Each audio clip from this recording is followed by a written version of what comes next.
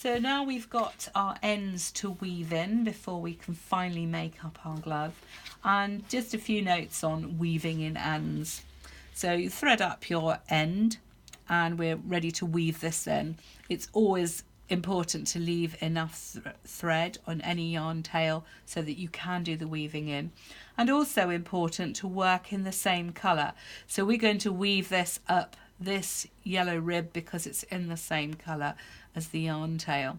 So I'm just going to do a little weaving in and out underneath the rib and take it up 3, 4 or 5 stitches. That's actually probably enough. And then to finish it off, come back down the rib as well. So you've gone in 2 directions and you can then cut that off. At this point we can cut it nice and short and that's not going anywhere.